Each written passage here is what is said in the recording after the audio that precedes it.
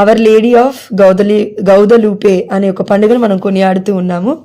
మనందరికీ తెలుసు, మొన్ననే మనం అవర్ లేడీ ఆఫ్ కన్సెప్షన్ పండుగ కొనియాడి ఉన్నాం డిసెంబర్ 8వ తారీఖున కదా. అంటే మరియ తల్లి ఏ పాపము లేకుండా గర్భము దాల్చింది అని మన కథోలిక శ్రీ ప్రకటించింది.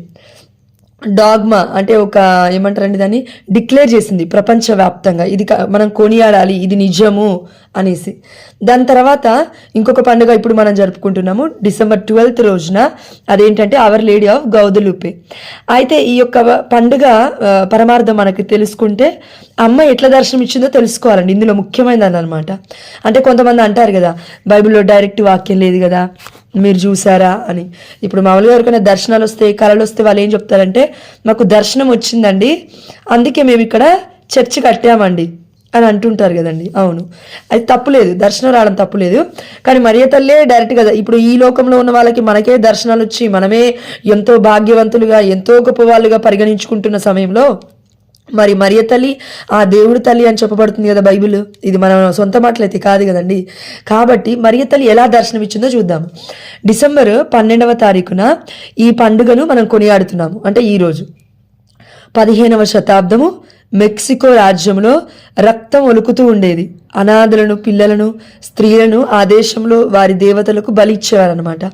ఆ సమయంలో చాలా అటవిక చేష్టలతో అట్టుడికిపోయేది. అంటే వాళ్ళు ఎలా అంటే, వీళ్ళని బలిస్తే మాకు మంచి జరుగుతుంది, వాళ్ళని బలిస్తే మాకు మంచి జరుగుతుంది అనే సందర్భంలో చాలా ఘోరంగా క్రైస్తవులను అనబడుతున్న వీరిని వాళ్ళు బలిచ్చేవారు, చిన్న పిల్లల్ని కూడా.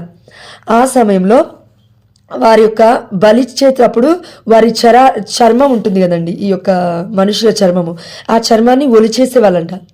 ఆ ఒలిచిన చర్మాన్ని ఎవరు కప్పుకునే వాళ్ళంటే పూజారులు ఉంటారు కదండి. అంటే అటవిక చేష్టలు కలిగిన వాళ్ళు, దేవుడే లేడు అంటే జీససే లేడు అని నమ్మిన వాళ్ళు ఉంటారు కదా, వాళ్ళు యేసుప్రభువుని నమ్మని వాళ్ళు, అలాంటి వాళ్ళు ఆ పూజారులు ఏం చేసేవాళ్ళు, వీళ్ళ యొక్క చర్మాన్ని తీసేసి, ఏ విధంగా అయితే మనం ఇప్పుడు గొర్రెల చర్మము, మేకల చర్మము కొంతమంది బెడ్షీట్స్ చేసుకొని కప్పుకుంటాం కదా, అంటే అది మ్యానుఫ్యాక్చర్ అవుతుంది. కానీ ఇక్కడ వీళ్ళు అలా చర్మాన్ని కప్పుకునే వాళ్ళంట, మనుషుల చర్మాలని. అలాంటి పరిస్థితుల్లో స్పెయిన్ దేశం నుండి కొంతమంది సువార్థికులు, అంటే ఎవరు ఇప్పుడు మన ఫాదర్స్ ఉన్నారు, మన డీకన్ బ్రదర్స్ ఉన్నారు, వీళ్ళందరూ ఏంటంటే వారికి దేవుడు ఇచ్చిన బాధ్యత ఏంటంటే, ఒక్కొక్క సమయంలో మనం చూసాము పౌలు గారి సమయంలో కూడా పరిశుద్ధమైన గ్రంథంలో మరి వాళ్ళు ఏమిటి ఓడ ప్రయాణం చేస్తున్నారండి. అవునా? ఎస్, అపోస్తల కార్యములు చివరి అధ్యాయం మనం చూస్తాము. ఓడ ప్రయాణం చేసినప్పటికీ పౌలు గారికి ఆ యొక్క మరణం వస్తున్నప్పటికీ దేవుడు కృప చొప్పున బ్రతికించుకున్నాడు దేవుడు పరిచర్య కొరకు. అదేవిధంగా ఎంతో మంది ఫాదర్స్ మనకి కనబడట్లేరండి కళ్ళ ముందు. ఈనాడు రోడ్ల మీద తిరుగుతున్నారు కదా కొంతమంది. ఆనాడు మన యొక్క ప్రీస్టులు, గురువులు ఈనాడికి ఇప్పటికీ కూడా మారుమూల గ్రామాలలో వెళ్ళి బోధిస్తూ ఉన్నారు. మన జోమన ఫాదర్ గారు లేరా ఎగ్జాంపుల్? అలా వాళ్ళు అప్పుడు ప్రతి ఒక్క గ్రామానికి కూడా వెళ్ళి బోధించేవారండి. బిడ్డల్ని కాచి కాపాడడానికి వారంతట ప్రయత్నం వాళ్ళు చేసేవారు, దేవుడు చూపించినట్లుగా. అదే సమయంలో సువార్థికులు కొంతమంది స్పెయిన్ దేశం నుంచి వచ్చారు, ఆ అటవిక చేష్టలను చూసి విని వాళ్ళని ఎలాగైనా మార్చాలి అని. అయితే అటవిక చేష్టలు మానివేయాలని సువార్తను బోధించే సమయంలో క్రీస్తు శకం 1520 సంవత్సరంలో మరియ తల్లి గర్భవతిగా దర్శనమిచ్చింది. చూడండి, అవర్ లేడీ ఆఫ్ కన్సెప్షన్ మొన్న డిసెంబర్ 8వ తారీఖున మనము ఈ పండుగని మనం కొనియాడింది. ఇప్పుడు మరియ తల్లి ఎలా దర్శనమిస్తుంది? గర్భవతిగా దర్శనమిస్తుంది. ఈ యొక్క అంశాన్ని మనం ఎక్కడ చూడొచ్చు? దర్శన గ్రంథం 12వ అధ్యాయం చూస్తున్నాం. అవునా? ఎస్, అంటే పరిశుద్ధమైన గ్రంథం కూడా చెప్తుంది అమ్మ మరియ తల్లి గర్భవతిగా ఉంది, నిండు చూలాలుగా ఉంది అక్కడ అని. అదే సందర్భం ఇక్కడ అమ్మ మరియ తల్లి దర్శనమిస్తుంది. క్రీస్తు శకం 1531వ సంవత్సరంలో మెక్సికోలో 5 దర్శనాలు అమ్మ మరియ తల్లి ఇచ్చిందంటండి. ఎవరికి అనంటే యువాన్ డియాగోకు 4 సార్లు దర్శనం ఇచ్చింది. అదేవిధంగా అతని యొక్క అంకుల్ పేరు బెర్నార్డ్ ఒకసారి దర్శనం ఇచ్చింది. అంటే మొత్తంగా 5 సార్లు దర్శనమిచ్చింది. యువాన్ డియాగో అప్పుడప్పుడే క్రైస్తవం గురించి తెలుసుకుంటున్న వ్యక్తి. సిసిసి అంటే మన క్యాథలిక్ సత్యోపదేశ సంక్షేమం అంటారు కదా, ఎస్, అది నేర్చుకోవడానికి వెళ్తున్న క్రమంలో ఒక కొండ దెపియాక్ అని పిలువబడుతుంది. ఆ కొండ ప్రాంతంలో యవ్వన స్త్రీగా అమ్మ మరియ తల్లి దర్శనమిచ్చింది. ఈ స్థలంలో నా గౌరవార్థం ఒక దేవాలయం నిర్మించాలి అని వారి స్థానిక భాషలో వారికి చెప్పిందంట.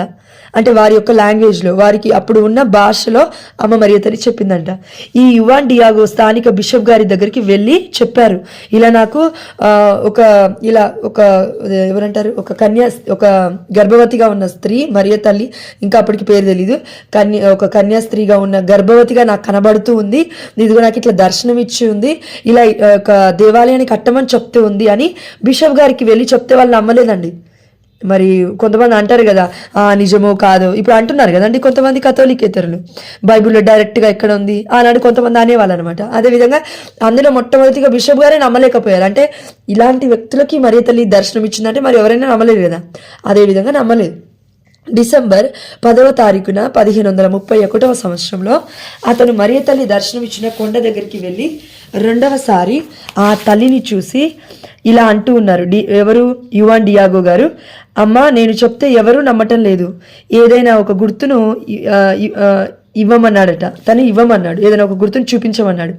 అందుకు మరియ తల్లి, ఈరోజు కాదు రేపు ఉదయము 10 గంటలకి రమ్మని చెప్పింది. కానీ ఆ అంకుల్ యూబీ అనారోగ్య కారణంగా, అంటే ఇప్పుడు ఈ యొక్క యువాన్ డియాగో గారికి ఒక అంకుల్కి దర్శనం ఇచ్చిందని చెప్పాం కదండి. ఒక్కసారి ఆ అంకుల్కి ఈ యొక్క వ్యాధితో బాధపడుతూ ఉన్నాడు, యూబీ అనే అనారోగ్య వ్యాధితో బాధపడుతూ ఉన్నాడు. అతని కారణంగా అతను వెళ్ళలేకపోయాడు, ఇంటి దగ్గరే ఉండిపోయాడు. తన యొక్క యువాన్ డియాగో అనే ఒక వ్యక్తి, అంటే అంకుల్ అంటే మేబీ తనకి అల్లుడు అవుతాడేమో, తన యొక్క కుటుంబస్తుడేమో, అందుకని వెళ్ళలేకపోయాడు చూసుకుంటూ. మర్నాడు డిసెంబర్ 12వ తేదీన, అంటే 10వ తారీఖున మరియతలు ఒకసారి దర్శనం ఇచ్చింది అంటున్నాము, 11వ తారీఖున గ్యాప్ వచ్చింది. 12వ తేదీన యూబీకి వ్యాధి ఎక్కువగా రావడంగా ఫాదర్ గారిని పిలుచుకొని ప్రార్థన చేయించడానికి వెళ్తుంటే యువాన్ డియాగోకి జ్ఞాపకం వచ్చింది. నిన్న నన్ను మరియ తల్లి కొండ దగ్గరికి రమ్మంటే నేను వెళ్ళలేదు కదా, ఆ దారి గుండా కాకుండా ఇంకొక దారి గుండా ఫాదర్ గారిని తీసుకొని రావటానికి వెళ్తుండగా ఆ మార్గం మధ్యలో కూడా మరలా మరియ తల్లి దర్శనం ఇచ్చింది. అంటే ఇక్కడ దేవుడు ఏం చెప్తున్నాడంటే అండి, అతను తప్పించుకోవాలని చూశాడు. అంటే మరియ తల్లి దర్శనం ఇస్తుంది కదా, మరి ఇప్పుడు నేను అక్కడికి వెళ్తే మరియ తల్లి దర్శనం ఇస్తుంది, కానీ ఇప్పుడు తను చెప్పినట్లు నేను చేయాలి, మళ్ళీ బిషప్ దగ్గరికి వెళ్ళి మాట్లాడాలి. కానీ నా అంకుల్కి బాగాలేదు, యూబీ ఒక ఫీవర్తో ఒక వ్యాధితో బాధపడుతున్నాడు, కాబట్టి ఇంకొక దారి గుండా నేను వెళ్తాను. నిన్న చెప్పినట్లుగా ఈ రోజు మాత్రం నేను మరియ తల్లి దగ్గరికి వెళ్ళను, ఎందుకంటే నాకు ఈ పని ఉంది కాబట్టి అని. అంటే మరియ తల్లి అంటే దేవుడి సంబూతురాలు కదండి, దేవుడి ఆజ్ఞ చొప్పున వచ్చిన తల్లి ఈ లోకానికి. అది కూడా తిరస్కరించి వేరే మార్గం గుండా వెళ్తున్నప్పుడు సమయంలో అప్పుడు యూబీ రాకపోవడానికి గల కారణాన్ని ఆ తల్లికి చెప్పగా మరియ తల్లి ఈ విధంగా అన్నారంట. ఏమంటూ ఉన్నారంటే, నేను ఇక్కడ లేనా, నేను నీ తల్లిని కానా. అంటే తను ఎవరిపైన డిపెండ్ అవుతున్నాడంటే డాక్టర్ని తీసుకురావడానికి వెళ్తూ ఉన్నాడు తన అంకుల్ కోసం. కానీ మరియ తల్లి ఆ మార్గమర్ధంలోనే దర్శనం ఇచ్చింది. అయితే ఎందుకు నువ్వు రాలేదు, నిన్నటి రోజు నేను రమ్మన్నాను కదా 11వ తారీఖున అనేసి అంటూ ఉంటే, ఇదిగో ఇలా అయిందమ్మా అని చెప్తూ ఉన్నాడు. మా అంకుల్కి బాగాలేదమ్మా అంటుంటే చూడండి ఎంత గొప్ప మాటో. నేను ఇక్కడ లేనా, నేను నీ తల్లిని కానా. అంటే నేను నీ తల్లిని కాదా, నువ్వు నాకు చెప్పవా, నేను ఇక్కడ ఉన్నాను కదా, నీకు దర్శనం ఇచ్చాను కదా. ఈ దర్శన భాగ్యం ఎవరికి రాదండి, కానీ ఆ వ్యక్తికి వచ్చింది. కానీ నమ్మలేకపోతున్నాడు ఇప్పటికి కూడా. మరియ తల్లి మధ్యస్థ ప్రార్థన అంటే అవ్వదా, అవుతుంది. ఆ విశ్వాసం లేకపోయింది అని బాధపడుతూ నేను ఇక్కడ లేనా, నేను నీ తల్లిని కానా అని అంటూ ఉంది. అదే సమయంలో అక్కడ వీరి అంకుల్కి స్వస్థత జరిగింది. యువాన్ డియాగో వారి యొక్క అంకుల్కి స్వస్థత జరిగిపోయింది అక్కడ. అయితే నువ్వు ఈ యొక్క దెపియాక్ కొండ మీద ఉన్న పువ్వులు తీసుకొని వెళ్ళమని చెప్పింది మరియ తల్లి. ఆ కొండ మీద ఉన్న రోజా పువ్వులను మరియ తల్లి కోసి ఒక వస్త్రంలో కట్టి యువాన్ డియాగోకి ఇచ్చిందట. ఆ టైంలో ఆ కొండ మీద ఎలాంటి చెట్లు కానీ పూలు కానీ ఆ సమయంలో లేవు. యాక్చువల్లీ అప్పటికి అది సమ్మర్ డే అండి, ఆ యొక్క ఏమంటారు వేసవి కాలం, అక్కడ పూలు పూచే ఒక ఛాన్స్ కూడా లేదు. కానీ మరియ తల్లి ఏం చేసిందంట, పూలు కోసి ఇస్తూ ఉందంట. చూడండి ఎంత గొప్ప అద్భుతమో. మర్నాడు ఈవిడి ఆ వస్త్రాన్ని బిషప్ గారి దగ్గరికి తీసుకొని వెళ్ళి ఆ వస్త్రాన్ని విప్పగా ఆ పూలన్నీ కింద పడి మరియ తల్లి ఆకారాన్ని ఆ యొక్క పూలంతటా పూలుగానే అవి సంతరించుకున్నాయి. అంటే ఒక మరియ తల్లి ఆకారాన్ని ఏర్పరిచేసరికి అప్పుడు బిషప్ గారికి నమ్మకం కుదిరింది. చూడండి ఈ విధంగా ఈవిడి 4 సార్లు మరియ తల్లి దర్శనాన్ని చూశాడు. యూడి అంటే యువాన్ డియాగో గారు 4 సార్లు దర్శనం చూశారు. డిసెంబర్ 13వ తేదీ యూడి ఇంటికి వెళ్ళి చూడగా వారి అంకుల్ అంటే మరియ తల్లి దర్శనం ఇచ్చింది మళ్ళీ 12వ తారీఖు అండి, గుర్తుపెట్టుకోవాలి. బిషప్ గారు ఇంటికి వెళ్ళింది 12వ తారీఖు. ఆ యొక్క మరియ తల్లి రూపము దాల్చుకుంది ఆ యొక్క పూల రూపంలో 12వ తారీఖు. ఇదంతా జరిగింది 12వ తారీఖు. డిసెంబర్ 13వ తేదీ యువాన్ డియాగో గారు తన ఇంటికి వెళ్ళారు. వెళ్ళి చూడగా వారి అంకుల్కి పూర్తిగా స్వస్థత కలిగింది. ఆమేన్, హల్లెలూయా. యువాన్ బెర్నార్డ్ ఇలా చెప్తూ ఉన్నారు, తన అంకుల్ ఇలా చెప్తున్నారు, నేను ప్రార్థన చేస్తుండగా మరియ తల్లి దర్శనమై నాకు స్వస్థత కలిగింది. అంటే ఇక్కడ యువాన్ డియాగో గారితో మాట్లాడుతుంది మరియ తల్లి. అక్కడ సేమ్ అదే సమయంలో మళ్ళీ వారి యొక్క అంకుల్కి మరియ తల్లి దర్శనం ఇచ్చి యువాన్ బెర్నార్డ్కి స్వస్థత కలుగుతుంది. చూడండి, తల్లి దైవ సంబూతురాలు, దేవుడి యొక్క తల్లి కాబట్టి అనేక ప్లేస్లలో సేమ్ సమయంలో అదే ఒకటే సమయంలో కూడా దర్శనం ఇస్తుంది. ఇది కేవలం మరియ తల్లి పట్ల దేవుడి పట్లే కాదండి, పునీతుల పట్ల కూడా జరిగింది కదా. ఒకటే సమయంలో 2 ప్లేస్లలో దర్శనం ఇవ్వడం జరిగింది. ఇప్పుడు మన తంబి జోసెఫ్ గారి యొక్క పరిచయ జీవితంలో కూడా జరిగింది ఈ విషయం. మన పేర్లు గుర్తు రావట్లేవండి, ఇంకొందరి విషయంలో కూడా ఇది జరిగింది. కాబట్టి వాళ్ళని పునీతులుగా దేవుడు ఉన్నాడు. అంటే ఎట్ ఏ టైం ఒకే 2 ప్లేస్లలో ఎట్ ఏ టైం వాళ్ళు బై లొకేషన్ అంటాం. ఎస్, ఎగ్జాక్ట్లీ బై లొకేషన్ వాళ్ళు కనబడుతూ ఉన్నారు. ఈ విషయాన్ని బిషప్ గారితో చెప్తూ ఇక్కడ నేను దేపియా కొండపై గౌదలిపే మాతగా ఉండటానికి ఇష్టపడుతున్నాను అని చెప్పింది అని అందరికీ చెప్పారు. ఈ రీతిగా మరియ తల్లి 5 సార్లు వారికి దర్శనం ఇచ్చింది. అంకుల్ అంటే వీరి అంకుల్ యువాన్ డియాగో గారు, అదేవిధంగా యువాన్ బెర్నార్డ్ గారు వెళ్ళి అదేవిధంగా బిషప్ గారితో మళ్ళీ చెప్తూ ఉన్నారు, మా అంకుల్కి కూడా దర్శనం ఇచ్చింది మరియ తల్లి అని. ఆ తర్వాత బిషప్ గారు మరియ తల్లి చిత్రం ఉన్న వస్త్రాన్ని దేవాలయంలో ప్రదర్శించి తరువాత ప్రదక్షిణగా ఆ వస్త్రాన్ని పట్టుకొని వెళ్తూ ఉంటే ఆ దారిలో మెడలో బాణం దిగిపోయి ఉన్న వ్యక్తి మీద ఆ తల్లి వస్త్రాన్ని ఉంచగా అద్భుతము స్వస్థత జరిగిందండి. అంటే ఇక్కడ ఏం చెప్తున్నాడు దేవుడు అంటే, ఒక వ్యక్తికి అప్పటికే కొన్ని ప్రమాదాల వల్ల ఆ యొక్క బాణము దిగి ఉంది. ఆ మార్గ మధ్యంలోనే ఇదిగో మనం ఇప్పుడు చెప్తున్నాను కదా, తేరుని తీసుకెళ్తున్నప్పుడు మరియ తల్లి వస్త్రం ఏ వస్త్రం అండి? మరియ తల్లి ఇచ్చింది చూడండి, పూలన్నీ తెంచి ఆ యొక్క యువాన్ డియాగో గారికి ఇచ్చింది కదా, ఈ పూలను తీసుకెళ్ళి నువ్వు బిషప్ గారికి చూపించండి. ఆ వస్త్రముతో ఆ యొక్క పూలతో అన్నీ కూడా వాళ్ళు ఒక తేరులాగా తిప్పుతున్న సమయంలో బాణము కుచ్చుకొని చనిపోయే ఒక స్థితిలో ఉన్న ఆ వ్యక్తి పైన ఆ వస్త్రాన్ని ఉంచగానే స్వస్థత పొందుకున్నాడు. ఇది జరిగింది. అయితే అదే విషయంలో ఆ వ్యక్తి వెళ్ళిపోలేదండి. స్వస్థత జరిగిన వ్యక్తి ఏం చేస్తున్నట్టే ఆ తల్లిని కీర్తిస్తూ గానము చేస్తూ ప్రదక్షిణలో పాల్గొన్నారు. ఇది నిజమండి, జరిగింది, మనం నమ్మాలి. ఒకటి ఇక్కడ ఏం చెప్తున్నారంటే కీర్తిస్తూ గానము చేస్తూ. కీర్తించడం అంటే స్తుతించడమే కదా, పాటలతో పొగడమే కదా. మరి మరియ తల్లిని పొగుడుతున్నాడు, మరియ తల్లిని స్తుతిస్తారు. తీసుకొచ్చి చంపేద్దామా అంటే ఏం జరుగుతుందండి? మనకు అర్థం కావాలి.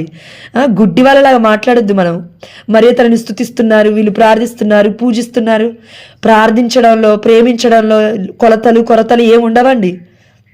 దయచేసి మనం గుర్తుపెట్టుకోవాలి, మరియ తల్లికి గౌరవాన్ని ఇవ్వాలి. అయితే వెస్టిండీస్ అందరూ మరియ తల్లిని మా అమ్మ అని పిలుస్తారు. ఎందుకు మా అమ్మ అని పిలుస్తున్నారు? వెస్టిండీస్లో ఉన్న వాళ్ళందరే ఇదిగో ఎలా దర్శనమిచ్చింది మా అమ్మ, నేను ఇక్కడ లేనా, నేను నీ తల్లిని కానా. దేవుడే చెప్పాడు కదా, అమ్మా ఇదిగో యోహాని గారితో నీ తల్లి, ఇదిగో నీ కుమారుడు. అమ్మ మరి తల్లి స్వీకరించింది తన సంతతి. మనం అందరం కూడా ఇది మనం గుర్తుపెట్టుకోవాలండి దయచేసి. 1979లో 2వ జాన్ పాల్ పోపు గారు గౌదలిపిని దర్శించి అమ్మ మాకున్నవన్నీ నీవేనమ్మా అని సువార్త ప్రచారాన్ని ప్రకటించున్నారు. ఇంకా చాలా విషయాలున్నాయి, సమయం సరిపోదు కాబట్టి నేను ముగిస్తూ ఉన్నాను, 4 అయింది కాబట్టి. పునీత మన జాన్ పాల్ II తెలుసు కదండి, 1979 పోపు గారండి ఇది ప్రకటించింది, పోపు గారు. ఇది మనం గుర్తుపెట్టుకోవాలి. కేవలం ఆర్డినరీ వ్యక్తులు కాదు, వాళ్ళకి దర్శనాలు కలగలేదా, కలుగుతాయి. వాళ్ళు కూడా చూడలేదా, చూస్తారు. వాళ్ళు వినలేదా చారిత్రక విషయాలు. ఇప్పుడు నువ్వు నేను మనకి కళ్ళు మూసుకొని పోయి ఉన్నాయేమో, కానీ ఆనాడు జాన్ పాల్ II గొప్ప పునీతుడు, అదేవిధంగా గొప్ప పోపు గారు నమ్మాడు, విశ్వసించాడు, అదే ప్రకటించారు. అందుకే ఇప్పటి వరకు కూడా గడిచిన ఇన్ని సంవత్సరాలైనప్పటికీ మరియ తల్లిని ఇదిగో అవర్ లేడీ ఆఫ్ గౌదలిపేగా మనము కొనియాడుతూ ఉన్నాం. దీన్ని బట్టి దేవుడికి సమస్త ఘనత మహిమ ప్రభావములు చెల్లిస్తూ అమ్మ మరియ తల్లి గర్భవతిగా కనిపించింది, దర్శనం ఇచ్చింది. ఆనాడే కాదు, ఇదిగో ఈనాడు మనకి దర్శనం ఇస్తుంది. ఎలా అంటే కళల ద్వారా మాట్లాడుతూనే ఉంది. నేను చెప్పానండి ఆల్రెడీ మీ అందరికీ ఇంత ముందుకు ఎవ్రీ మంత్ నాకు 9వ తారీఖున అమ్మ మరియ తల్లి కళలో కనబడేది అని. ఈ మధ్య ఎందుకో అండి కనబడట్లేదు, తెలీదు. ప్రేయర్ చేయండి నా కోసం. కనీసం దర్శనం కాకపోయినా, అమ్మో అంత గొప్పతనం నాకు లేకపోయినా కనీసం కళల ద్వారా మరియ తల్లి మాట్లాడాలని దయచేసి ప్రేయర్ చేయండి. అండ్ మీలో కూడా కొంతమందితో మరియ తల్లి మాట్లాడుతూనే ఉంది. మాట్లాడుతుందా లేదా? మాట్లాడుతుంది. ఆ విషయం మీరు చెప్పినా చెప్పకపోయినా ఏదో ఒక రూపంలో మరియ తల్లి మాట్లాడుతుంది. ఇప్పుడు దేవుడిని పక్కకు పెట్టేసి మరియ తల్లి స్తుతిద్దాము అని చెప్దామా? లేదు కదా. దేవుడు తన బిడ్డల ద్వారా మాట్లాడతాడు, పునీతుల ద్వారా మాట్లాడతాడు. ఇది విశ్వసిద్దాం. పరిశుద్ధుడా ప్రేమగల తండ్రి, అమ్మ మరియ తల్లి రక్త కన్నీటి జపమాలను మళ్ళీ మేము మొదలుపెట్టిన ఈ రోజున డిసెంబర్ 12వ తారీఖున అమ్మ మరియ తల్లి అవర్ లేడీ ఆఫ్ గౌదలిపే పండుగ సందర్భంగా అయ్యా మేము రక్త కన్నీటి జపమాల ధ్యానించుటకు మాకు ఇచ్చిన గొప్ప ధన్యతను బట్టి మీకు వేలాది వందనాలు చెల్లిస్తూ అయ్యా ఇప్పుడు వరకు వింటున్న ప్రతి ఒక్క హృదయము కూడా, ప్రతి ఒక్క నేత్రము కూడా యేసు నామములో తెరవబడునుగా కన తండ్రి. అవిశ్వాసముగా ఉంటున్న ప్రతి ఆత్మ యేసు నామములో ముద్రించబడునుగా కన తండ్రి. మరియ తల్లిని ఇలా ఉన్నారు అలా ఉన్నారు అని అంటున్న ప్రతి ఒక్క మనస్సు కూడా తండ్రి మారు మనస్సు పొందును కనుక కాక తండ్రి. అవును యేసయ్యా, మీ తల్లిని మీరు ప్రేమించినట్లుగా మేమెవరము ప్రేమించలేము. ఇది తథ్యము, ఇదే సత్యము, ఇదే నిజము నా తండ్రి. నువ్వు ప్రేమిస్తున్నట్లుగా, నువ్వు ఆరాధిస్తున్నట్లుగా, నీ తలని నువ్వు గౌరవిస్తున్నట్లుగా, నువ్వు మహిమపరుస్తున్నట్లుగా పరలోక రాజ్యంలో మేము మహిమపరచలేము నాయన. మా యొక్క మానవ బుద్ధి తండ్రి దైవ సంభూతులైన మరియతల గురించి అర్థం కాదు. ఎంత అర్థం చేసుకున్నా అర్థం కాదు నా తండ్రి. అయ్యా మమ్మల్ని క్షమించి ఇంకను మీ తల్లిని తండ్రి మేము ఇంకా గొప్పగా అధికమైన గౌరవాన్ని ఇచ్చే శక్తిని మా అందరికీ దయచేయమని అయ్యా ఇదిగో తండ్రి మరియ తల్లి ముద్దు బిడ్డగా ప్రపంచానికి ప్రకటించాలనుకుంటున్నా నా ఈ ఆలోచన తండ్రి, నువ్వు ఇచ్చిన ఈ ఆలోచన యేసు నామములో 30ంతలుగా 60ంతలుగా 100ంతలుగా మరియ తల్లికి విరుద్ధంగా లేస్తున్న ప్రతి ఒక్కరికి నా తండ్రి ఆన్సర్ చేయాలి అంటే తండ్రి నాకు జ్ఞానాన్ని దయచేయండి నాయన. పురుగు వంటిది దాని తండ్రి, గడ్డిపోచ వంటిది దాని తండ్రి. అయా కానీ నువ్వు అభిషేకిస్తే, అయా కానీ నువ్వు జ్ఞానం ఇస్తే, అయా నీ జ్ఞానం ముందు నిలబడేవారు ఎవరుంటారు నా తండ్రి. అయా నేను అడుక్కొనిచున్నాను తండ్రి ఈ సమయంలో. అయా తండ్రి ఇదిగో దేవా, నీకు బిడ్డగా నిలబడాలంటే, మరి తల్లి ముద్దు బిడ్డగా తండ్రి ఇంకను ప్రచారం చేయాలంటే నాకు శక్తిని దయచేయండి నాయన. అయా ఇదిగో తండ్రి ఆత్మని అడ్డగించకుండా శక్తి తండ్రి మాకు దయచేయండి. ఆత్మని అడ్డగించుకోకుండా నా దేవా మేమందరము తండ్రి నిన్ను కొనియాడే భాగ్యాన్ని మా అందరికీ దయచేయమని అమ్మ మరియ తల్లి మధ్యస్థ ప్రార్థన ద్వారా, అవర్ లేడీ ఆఫ్ గౌదలిపే మధ్యస్థ ప్రార్థన ద్వారా, 2 జాన్ పాల్ II మధ్యస్థ ప్రార్థన ద్వారా, అదేవిధంగా మిమ్మల్ని చూసిన యూడి యువాన్ డియాగో వారి, అదేవిధంగా తండ్రి మేబీ వారు ఎలాంటి జీవితాన్ని జీవిస్తూ ఉన్నారో పరలోక రాజ్యంలో వారి యొక్క మధ్యస్థ ప్రార్థన ద్వారా మేము అడిగినవన్నీ పొందుకున్నామని విశ్వసిస్తున్నాము మా ప్రియ పరలోకపు తండ్రి. ఆమేన్.